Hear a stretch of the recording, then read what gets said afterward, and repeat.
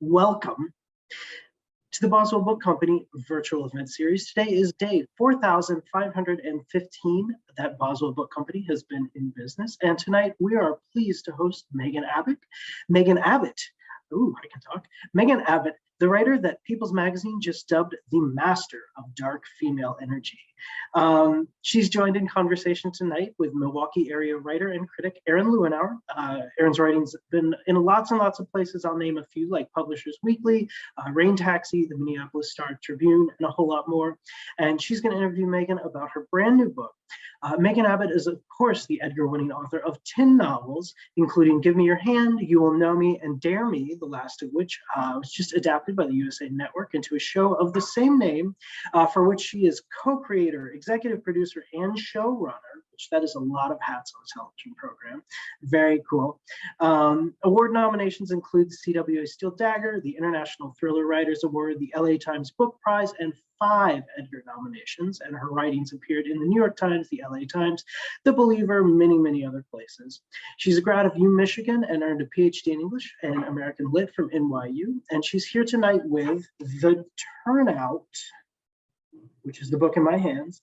It's been picked as a must-read of the summer by so many publications. It would be a lot easier to just name like the 2 that it's not a must-read of the summer. We're really excited. Got a lot of love for this book, and just so everyone out there knows, at Boswell we have actual autographed copies. I'm going to turn it over. Megan and Erin, welcome. Thanks so much for being here. I will disappear while you do some conversing. Thank you, and thanks so much, Megan, for being here. And I'm so excited about your book. A huge fan, and if you could just start by telling us, briefly about it, and read a couple of pages if you'd like.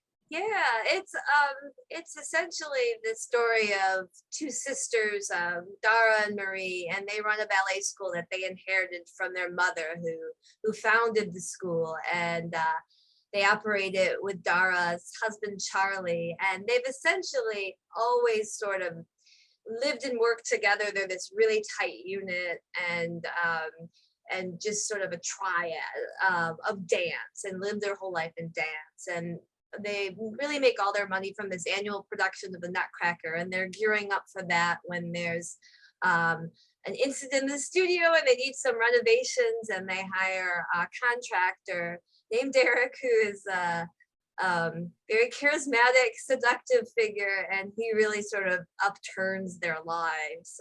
So that's the short version without giving any spoilers away. And why don't I just read the first page, so you don't need any context for it, but it'll sort of set up the tone.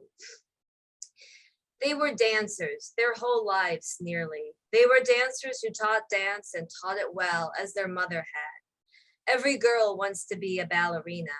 That's what their brochures said, their posters, their website, the sentence scrolling across the screen in stately cursive. The Durant School of Dance, established 1986 by their mother, a former soloist with the Alberta Ballet. It took up 2 top floors of a squat, rusty brick office building downtown. It had become theirs after their parents died on a black ice night more than a dozen years ago, their car caroming across the highway median. When an enterprising local reporter learned it had been their 20th wedding anniversary, he wrote a story about them, noting their hands were interlocked even in death. Had one of them reached out to the other in those final moments, the reporter wondered, or had they been holding hands all along? All these years later, the story of their parents' end, passed down like lore, still seemed unbearably romantic to their students. Less so to Marie, who, after sobbing violently next to her sister Dara through the funeral, insisted, "I never saw them hold hands, not once." So it's ominous. Start right off with the drama. I love it. So I'll jump right in. In another interview, you mentioned that you like to enter a world you've never entered before, and I'm so glad you picked ballet because it's one of my favorite things in this world. And I was wondering first why you picked dance, and in your research, what is the most surprising thing you found out? Well, I suppose, I mean, that every girl wants to be a ballerina. That certainly, I had that fantasy. I mean, I didn't have it long only because I was such a poor ballet student, but I do think the iconography of the ballet dancer, the ballerina, you know, it's even in your jewelry box, right? Those where you open it up and it's the sort of spinning ballerina. I had that fantasy. So it always had that quality of this mystique for me, as I know it does for many people. So I hope that I one day be able to find a book that I could put in the world of ballet. But it wasn't really till I found this story, and then it sort of seemed to fit because I was sort of seeking this sort of cloistered, rarefied environment for the story.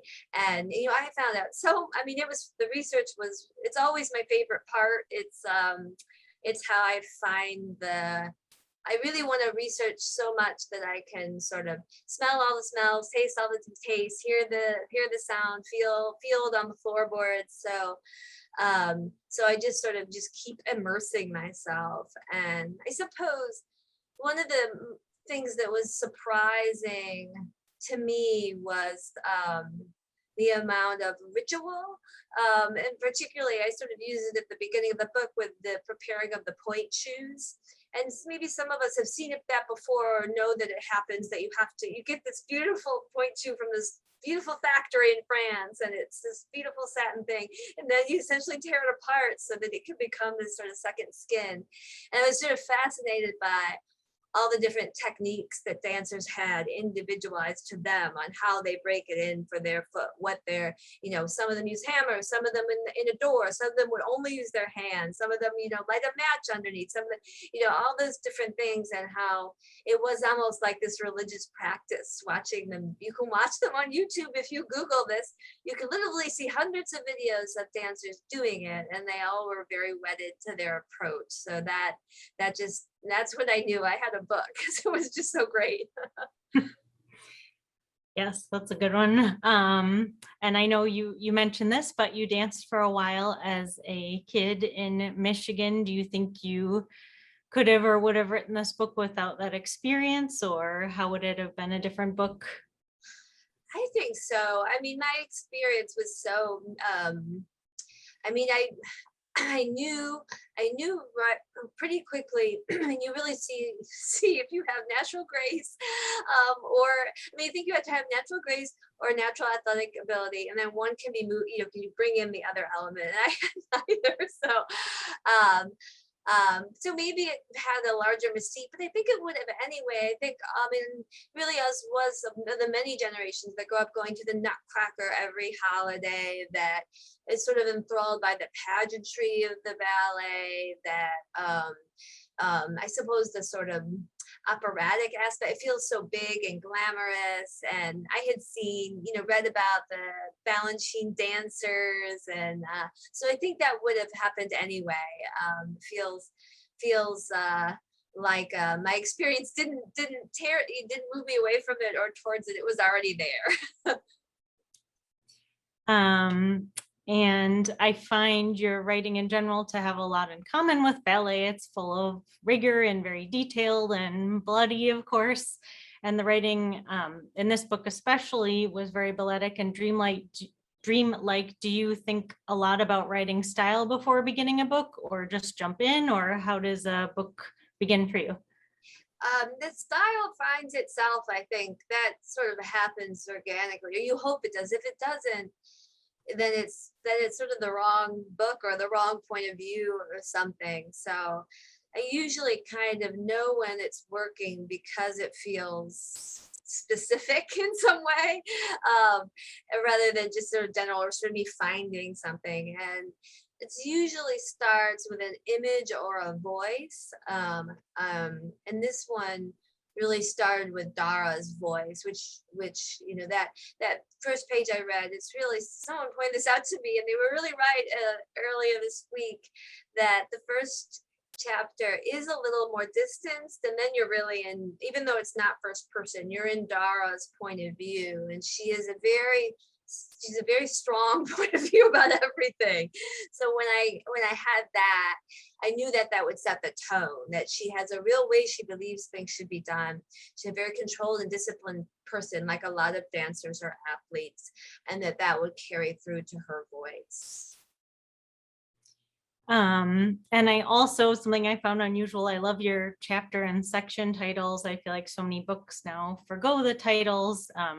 Part 1 is We Three, and some of your chapter titles are Me and My Shadow, Up the Spiral Steps, Hot Blonde, and The Fire Eater and the Sword Swallower, my favorite. Would you talk a bit about the decision to create titles? Yeah, I've never done that before. It did sort of happen. I don't know why it had all the very formal structure too. I mean, I did think of it in 3 parts, but I hadn't thought to name them. And originally the book was titled We Three.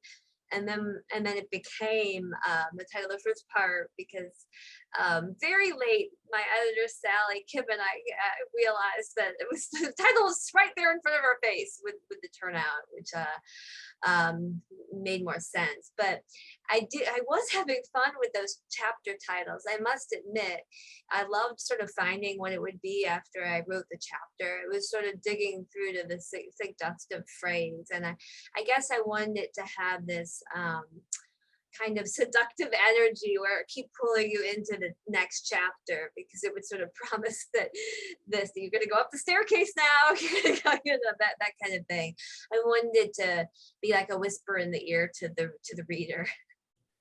And it did kind of feel like, reading the ballet program too, when you go to the ballet, it's like, yeah, I definitely thought of that with the acts, almost like the and I always loved getting my program at the ballet, and I still do when I go, because it feels, there's something very fairy tale elegant about it. yes. And as far as themes, this book deals a lot with inherited pain and a relationship with present pain. And I always see ballet as sort of not natural beauty, but a fight for beauty. Were there other themes or subjects on your mind while writing? I always come, I kind of come in the back door. Like, I'm not really thinking about that when I write, but it does emerge. Like I do figure it out as I go. And that, I love that phrase you use, inherited pain. That really is it. And along those lines, I was starting to realize the way we all have these roles in our family that are really impossible to shake. And often it's fine. And it's just that when you're back, you're your own person normally. When you're back with your family, you're the brat in the family, or you're the bossy one, or you're this or that.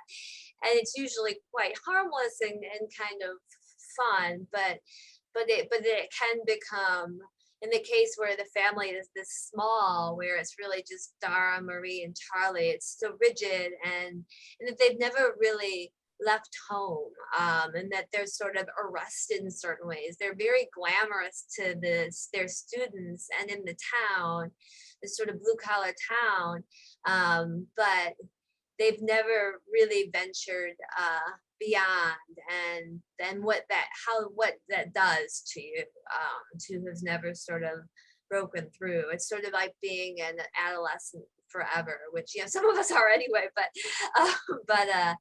that is sort of seemed haunting to me and very tied to fairy tale and ballet, which is sort of an eternal quality. Like, I think I put it in the book, but there's these quotes about how it is like Eden, like there's no time, nothing ever moves forward, and the way that can be beautiful, and that it can also be tyrannical. Mm-hmm.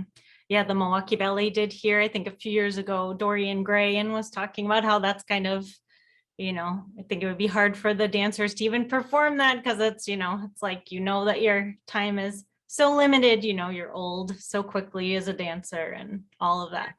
Yes, I thought about that so much when I was writing it. It's sort of, Charlie is a character, he's injured, was once a great dancer and is injured, and I really wanted that representative. I had watched that, I don't know if you've seen that Wendy Whalen documentary, A Restless Creature, which is about when she's sort of forced into retirement, but she has all these cumulative injuries from the years. She's just a great balancing dancer, New York City ballet dancer, and how what she put her body through to try to repair it, but it was so that she said, I will die if I can't dance again.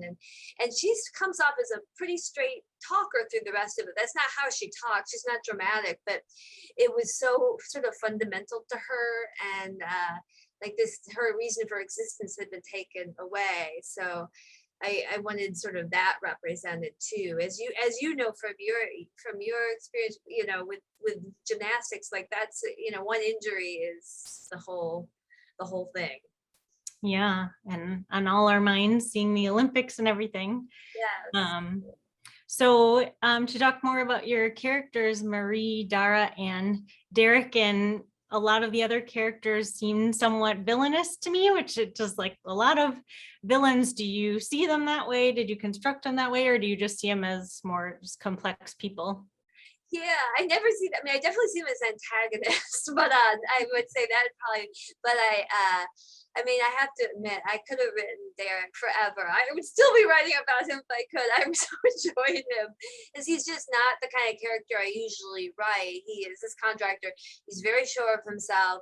He's, you know, he's the opposite of rarefied, entering this rarefied space, and he has this kind of swagger that almost feels unearned because he's sort of they are so beautiful, Charlie and Marie and Dara, and he's sort of this middle-aged guy with a gut and you know, pagers and beepers, and you know, just but I always love misplaced confidence. It explains my history with men, let me tell you. But,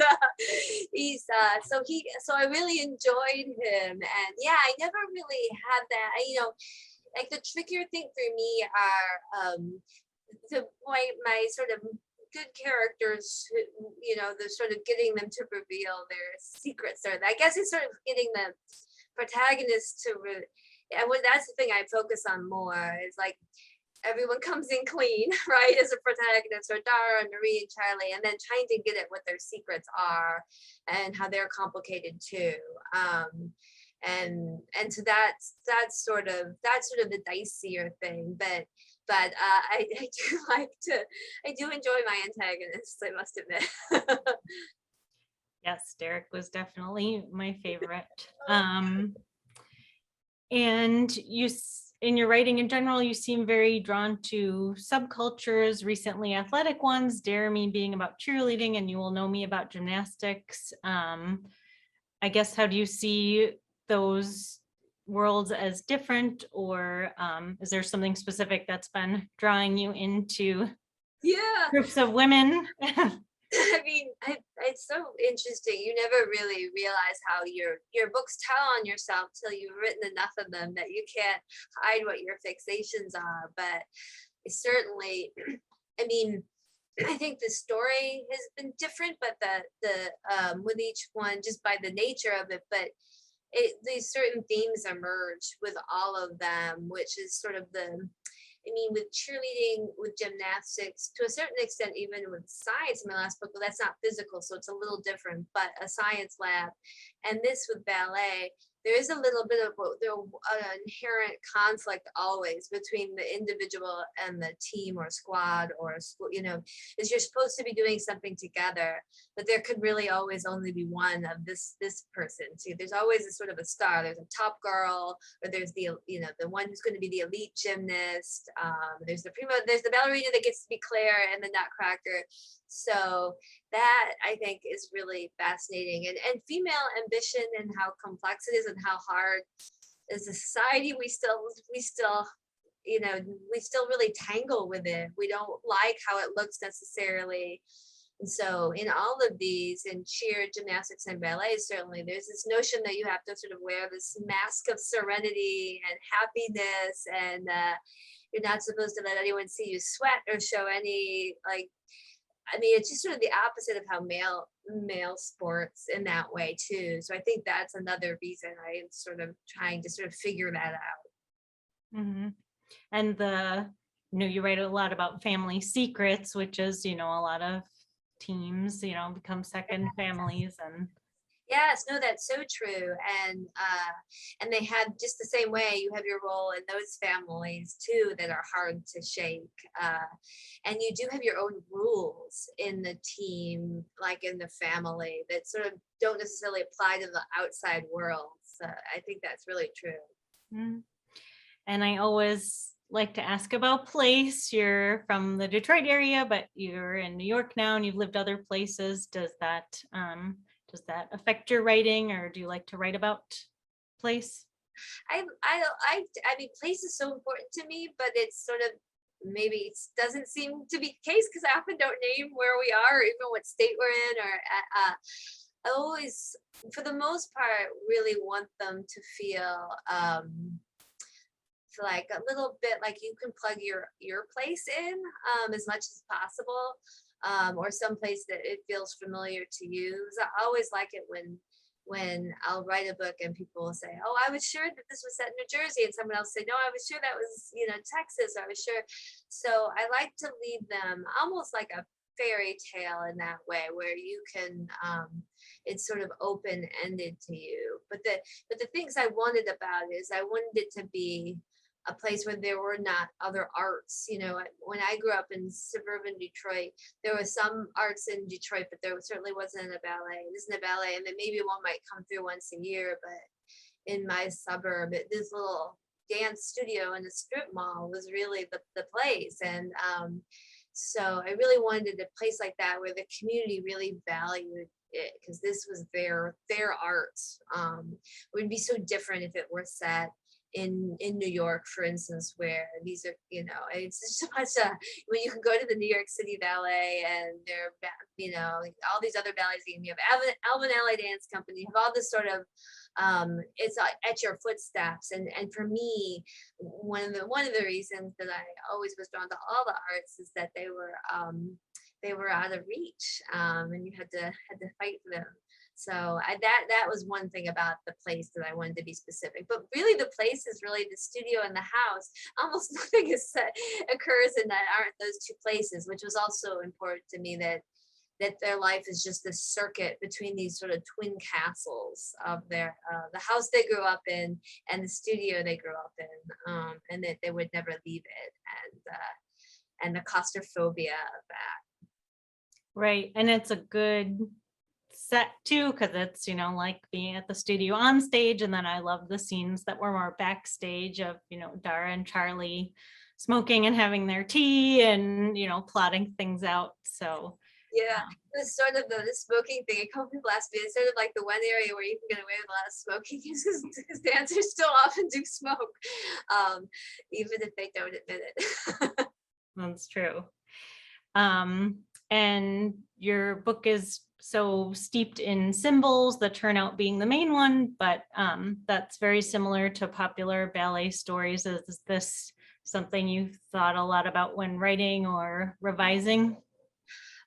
Certainly was aware of the big ballet icons in the culture, and well, I mean, I feel like anyone does anything about the ballet, there's always a pun. And I suppose mine is in some ways, well, it's a metaphor. It's there's like the turning point, or there's center stage, or there's just a lot of them.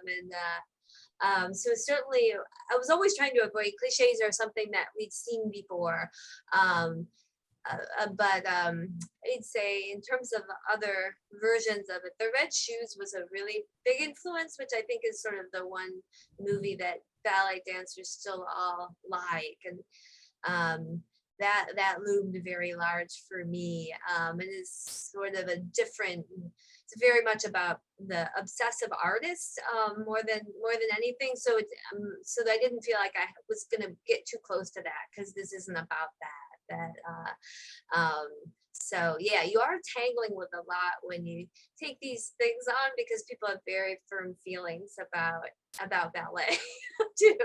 So that was the bigger trepidation, was at the top. Like, am I going to be able to get this right? Am I going to annoy ballet dancers everywhere? No, I don't think so. Let's see what else. So you're obviously a novelist, but you're also a scholar and a screenwriter. You wrote for The Deuce and have been involved with other projects, the adaptation of Dare Me. What led you to your PhD program, and what was the experience like? And the same for screenwriting. Yeah, I mean, the PhD program I just kind of stumbled into as an excuse to just keep reading books, which I think is how they get a lot of people. And I thought I might be a professor, but my dissertation was on hard-boiled fiction and film noir. So I just read like 100 hard-boiled noir novels in a row, and I just became completely transfixed and just wanted to write my way into that world. So probably that's what I wanted all along, but couldn't admit it is to write fiction. But I did come in through the back door, and then similarly, I came in through the back door with screenwriting. I mean, at age 20, there was nothing I wanted more than to work in film. But I had no idea, when growing up in Michigan, like, how do you do that? It seemed literally impossible to me. There didn't seem to be any way. But then when there would be Hollywood interest in my books, then you sort of have this opportunity. It was really with Dare Me when, and really the change where the move to TV. So in TV, the sort of writer is in charge. Whereas in movies, it's usually a producer and director. So you could be hired to adapt your script for film, which I was with Dare Me. But when you move into TV, the sort of writer is the showrunner. So I sort of just stumbled step by step mistakenly up the ladder, and found I really liked it. I really liked working on The Deuce. I loved running Dare Me. The collaborative element was so stimulating and exciting, and the writing was so different. It's so structured. It's so it's everything is planned before you sit down. You're breaking the story. You're breaking it down into these chunks. You're figuring these sort of elements out. So I liked having something else to go between with the novels. That said, I'm always so glad to go back to the novels because I don't have anyone telling me what to do anymore. Yeah. So I get, getting notes, getting network notes, studio notes, all these opinions. And with your novel, you have your editor and you, and it's, and that just feels nice after all those other voices. Well, especially with The Deuce, that must have been a wild writer's room. I can't even imagine, like, I don't know, writers in a room together. I don't know, but it was interesting. It was just terrifying. I have to say that first day, I had never done that at that time. That was before I did Dare Me, and it was the three of my writing idols in one room. It was David Simon, George Pelecanos, and Richard Price, and Lisa Lutz, who's another crime novelist, and we were sort of brought on at the same time. We were like in tandem, like it was like we were sharing a life jacket. We were going to go in together. But they were great, and it was awesome. It was very, it was a really intense process, and everyone kind of yelling and making jokes and ordering lunch, but really we were brought there to help with these, because it was a show about prostitution and pornography. So to make sure that the female characters were really given full story, and so we had that was really like with that mission, we really focused on that, and it ultimately was so rewarding. But yeah, that first day I had to walk around the block like 4 times before I went up. Well, you did a great job. I've watched it. It was very sad when it was over, and the just totally fixated on the female characters. Oh, good. Oh, that makes me so happy. Yeah. And since you've written 10 novels now, which is a lot, would you say your interests or writing have changed a lot over time, or do you have something you're focused on next that you'd want to share? Probably too early I have started something. I'm not sure. It feels like it's got an energy, but it's always, I'm superstitious that way. And there are certain things, really it changes with every book, but the thing I suppose the advantage is it always feels terrifying at the start. I've thrown away tons of books. I've thrown away at least 5 100-page or more. So it's just to anybody out there who's a writer, it doesn't mean you don't go back to it. My novel, The End of Everything, was actually the first novel I started and became the 5th novel I published. I went back to it and figured it out, but I do often have to abandon things. So that doesn't seem to get any easier for me. But what does get easier is I think I understand more my process, which is that a lot of writing is thinking, and often the more thinking I do, the better. And stepping away from the computer when it's not going well, taking a walk, sneaking into a matinee, trying to sort of shake up your head, can really ultimately be more productive than sitting there and working that sentence over and over again. So I've learned I guess the process part I've learned things about, and also maybe have a little more of an instinct when things aren't working and when they are.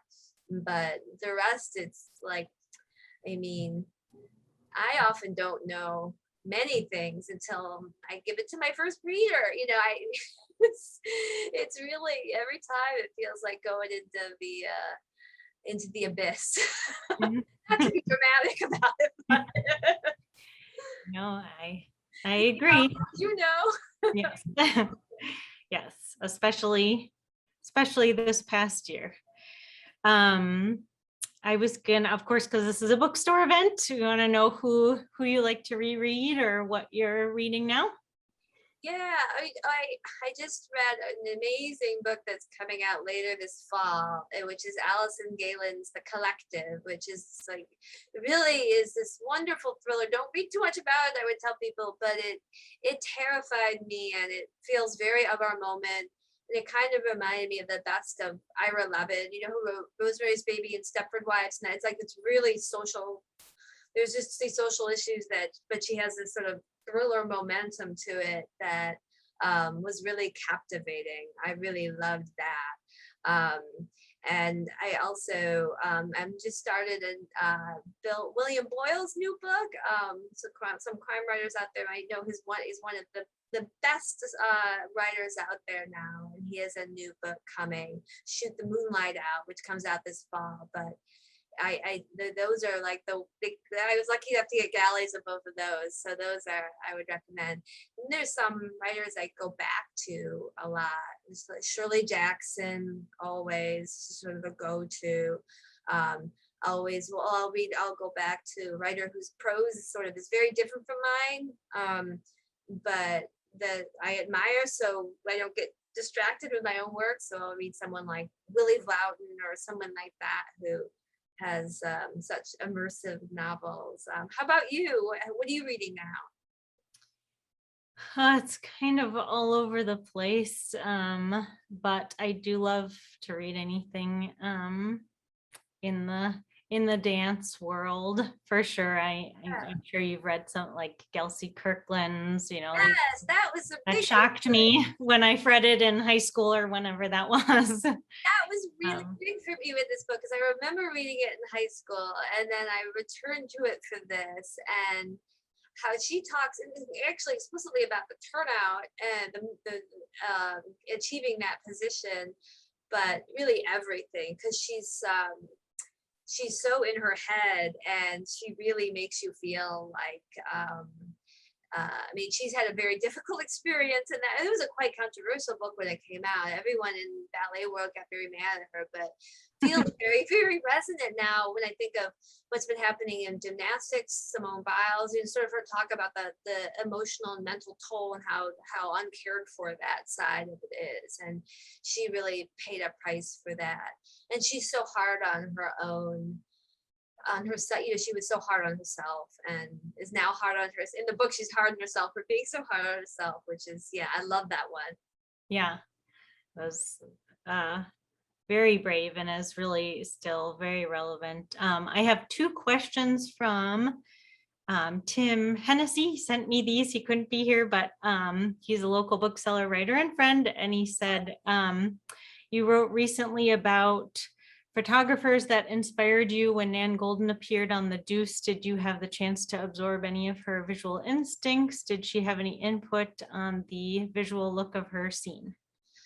Nan Golden, yeah, she's one of my favorite photographers, and she was really in that scene in the last season in particular, The Deuce in the late 70s, that sort of bohemian art scene that was emerging at the same time in that area with the porn industry and this sort of great sort of overlapping of cultures. And she was a consultant on the show, but I did not get to meet her. I used her photos all the time when I was writing, and we they were, in fact, she takes the bar that it's really based on, inspired by, I should say, that bar, the hi-hat that they keep going to. So the real life version of it, she famously took pictures of that, and she did her first show there. So there are these amazing photos that we could look at that showed what it really, the energy of it. Her photos are so, you feel like you're there. They have that captured Polaroid quality almost. So that was amazing. And yeah, she remains big, and now she's this really astounding activist in the opioid epidemic. So she's very open about that. She developed an addiction, and now she sort of made it her mission to bring the Sackler family down. So it's really she's kind of an amazing person. Maybe I'll get to meet her someday. And everyone probably knows, but we should save before I ask the next one. Yes, drop anything in the chat or the Q&A. Yes, ask me anything. Yes. He wants to know, given your strong visual style, love of movies, and experience show running, will you ever direct? I don't know. It's I would say, if you'd asked me 2 years ago, even, I would say never. I still probably don't think so. I think there is because it used to be that it seemed to require a certain personality to direct, but I think that's changing a bit. It used to be all directors were men, now that's changed a lot. But it used to be there had to be a somewhat dictatorial style. It was not necessarily natural to me, but I think that is changing. And the directors that we used on Dare Me were, primarily women and women of color, and sort of getting away from these old ideas about the director as boss of all, or and so I would. But that said, I think. I don't know. I think you have to be brutal with the script if you're the director, and I don't know if I could do that as a writer. You have to be willing to really slice and dice. So I don't quite see it, but I love them. I'm total director and cinematographer devotee. There's this great podcast, any of you movie fans out there, called the Team Deakins podcast. It's Roger Deakins, one of the most celebrated cinematographers in the business, and the Coen brothers movies, and Denis Villeneuve movies, the new Blade Runner. He's just this beautiful cinematographer, and he interviews different people in the film business. So like the script supervisor, and the prop master, and the visual effects supervisor, and they talk about their role in production, and I love that. It's really great because they're all such craftsmen. And one of the great things about working on a show is you see how much each person brings to it, and how they'll pitch you ideas. I spent so long on Dare Me talking to the prop master about what kind of water bottles the girls should hold, and he would talk for hours with me. I would talk for hours, and we would just sort of talk about this character would definitely have a water bottle like this. And so their care to the details was really inspiring. And I'm a big fan too of Stephanie Danler, and I know she talked about adapting Sweet Bitter, and she said it was kind of like it became addictive actually seeing her story acted out, when I would think it would be the opposite. You would be like, oh my God, this isn't what I thought, even if you write it. So I'm what was the experience of actually, have you Yeah, watched it all through? yeah, it's I have not done one where I have like a couple of my books are in development with other people, and I think that would be, but they haven't been produced yet, and may never, but I hope they will. But that I think would be very weird, as sort of with, for me, and certainly with the Deuce, because I would write the script, but it would have changed so much by production, because storylines would have to shift, and these scenes would move into this episode, and you know, they let you be there, but you're supposed to be, you know, protect the script, but everything would change so much. But on your own show, when you're show running, you're sort of involved with every decision, so you only have yourself to blame if it's not working out, and mostly you're just kind of just staggered at the wondrous ideas that an actor could come up with in a moment, the way the scene is shot, the gel they put in the light that makes everything look like you told them you wanted it to look like a fairy tale, and all of a sudden you look in the monitor and they've made these light. And so that's all great. That said, there can be no perfection in it, and there are always a million, and the worst is when it's edited for television and you see all these terrible cuts. So there were many painful parts too. Yes, I didn't think about the editing, but that's a big part of Yes, they can films. they can save this, they can save the episode, but they also have to make room for commercials.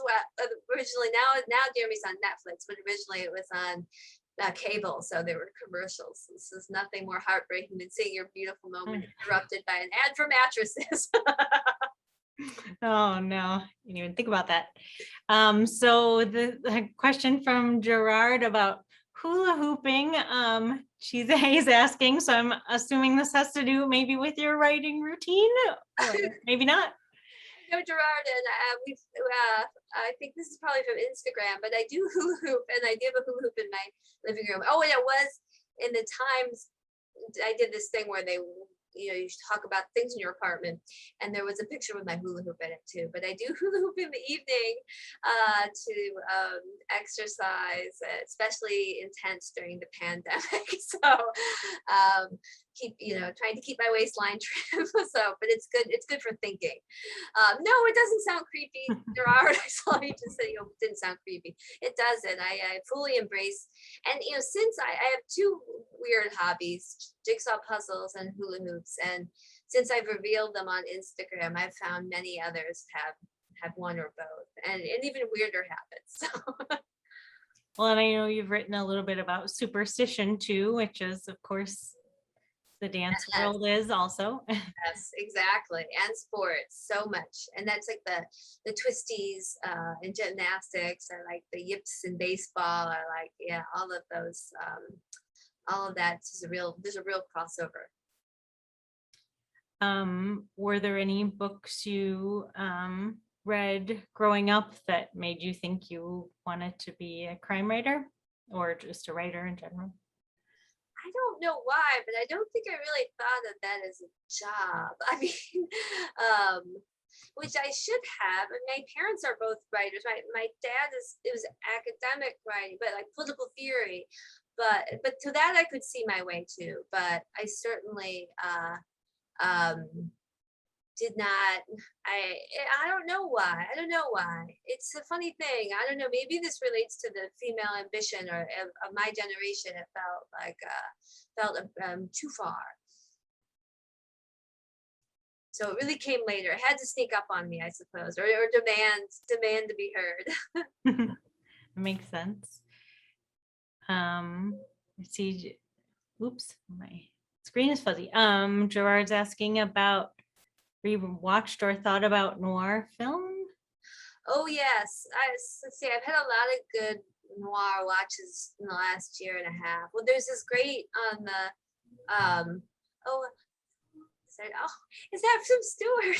Oh, nice. Oh, which of the 100 noir novels you read for your PhD? Is that, he asked, are you adapting for film? Boy, I would love to adapt In a Lonely Place. That would be my favorite.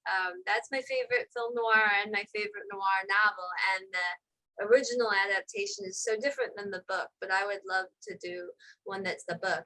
And I am with Scott Frank, who did Queen's Gambit, and we are adapting Nabokov's Laughter in the Dark, which is his most noir novel. And it's really a noir tale. So we're adapting that for a feature film. So that, I think that's probably the closest I can get. Dorothy B. Yes, exactly. Oh, this is great. Everybody should order Dorothy B. Hughes. It's in print in a lonely place, New York Review Books edition. I'm sure that the store can get it for you if they don't have it already. But it is really the long neglected great noir novel. Really one of the great American novels. I don't want to say too much about it because it's I could spoil it, but it's written in 1947, just after the war. It's chilling, funny, dark, sort of haunted book. It's just the best. And we have one from Nick Petrie. Megan, I'm always amazed by how many projects you have going on at once. How do you juggle so much work? It's not great. It's not great, Nick.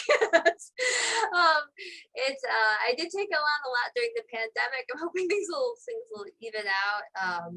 It's always hard when you get opportunities to do stuff you would like, and you just start saying yes. And it is a uniquely great moment for novelists who want to write for TV, because there is this sort of streaming war right now, and there's a lot of everyone's sort of wanting to grab eyes, and crime stories always work. So, but I have to say, I would like to scale down. I would like to focus some more and achieve some kind of stability in my life. But hence the hula hoops just keep spinning. That's right. I have one from Sally Kim. With all the research you've done in the ballet world, can you still enjoy watching ballet? Sally's my editor. Oh, that's so great. Yeah, Sally, we were celebrating last night with the news of the New York Times bestseller list. So we were congratulations over the phone. I haven't. In fact, I definitely hope that I will get to see the Nutcracker this December, knocking wood. I haven't. I mean, maybe that's the place I stop, is researching too far where I wouldn't want to enjoy it anymore. I never got tired of cheer, which is how I could do the show with it. It was even better in person. So I think I always avoid going so far that I can't go back. I mean, I would definitely write about porn and prostitution again too. So maybe that has something about the subject where I pick something where I feel like insatiable. I have to say the one thing I do think about is, like, I really know a lot about the thing when I'm writing the book. When it's over, I do forget a lot of it. So I had to brush up on my ballet for the book to come out, because I realized I had forgotten everything. So it does sort of go poof. And maybe that's how I'm able to enjoy it again, is that I forget all the nitty gritty and can just enjoy it as a spectator again. And a few more. My friend Eileen Lee Brager asked, do you like the book The Others if you read it? And if the Turnout was a movie, who would play the various characters? I didn't hear the first part. Oh, sorry. Do you like the book The Others if you've read it? I have not read The Others, but now I'm curious. Okay, I'm gonna look that up. Who would play them? Boy, we're talking about that now because I'm adapting the Turnout for a limited series. So that's always a very complicated thing. Casting is this sort of mix of the studio and network, who they want, who will draw eyes, who you can get, when you can get them. But in my fantasy world, I don't know. I think there would be something incredible about having sisters play the sisters. There are a few great sister actor duos. There's Rudy Mara and Kate Mara. There's the Fannings, who I think did dance, Dakota and Elle Fanning. They would be almost the right age. That would be kind of great. But I'm open to suggestions. So everybody send me your ideas. Charlie would be the harder one to cast. I would really want someone.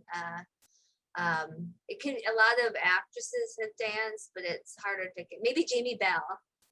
He's a good ballet dancer. That's a good one. Another one from Gerard. Talk about the advantages of virtual book tour versus in person. I'd say the main advantage is you get to talk to people you wouldn't get to talk to.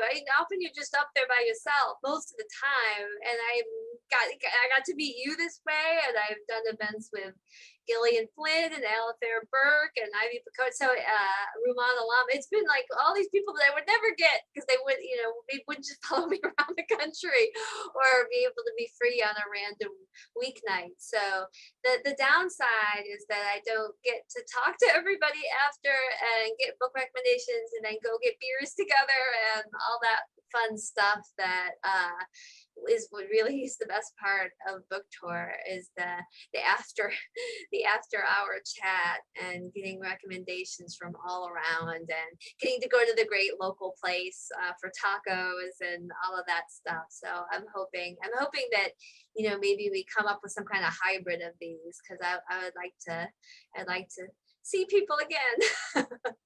Yes, I'm sure, especially the mystery and crime writers community. It seems really tight knit, and from my little exposure, pretty exciting. We're ride or die, and we used to see each other all the time, and so it has been hard. We're just used to without having to plan it, rolling into whenever anyone has a launch, everyone in town comes out, and so I do miss my other depraved writer friends. That's right. We get up to too many crazy things when we're all isolated. It's been a long year and a half. Yes. Well, it's almost 8 o'clock. Later for you. Maybe Chris and Daniel will come back and say something about the book. I just want to thank all the questionnaires. So many of my friends and writer friends and everybody. Thank you so much for those great questions, and especially thanks to you, Erin, and especially thanks to Boswell. Well, thank you both so much. Erin, thank you for interviewing, and Megan, thank you for joining us being interviewed. This has been an absolute pleasure. Just a few details from me, everyone, so you know that we did record this evening, and we will have that up pretty soon. We should get it edited in the next day or two, and we'll send that out to everyone who joined us tonight or signed up that way. If you were here and want to watch it again, you can, and if you weren't here, you'll hear me talking to you in the future, I guess. But we'll send that out, and I just dropped the link one more time for your autographed copy of The Turnout. You can click that link right now. It'll pop up on another screen, and the nice thing about that is once I close this down and we all disappear, that'll still be on your screen. You can get your copy and read this fantastic book. Yeah, thank you both again so much, and thank you all for tuning in and joining us this evening. We wouldn't have a group bookstore virtual real on Downer Avenue otherwise without you. Good night, everyone. Bye. Thank you. Thanks, everybody.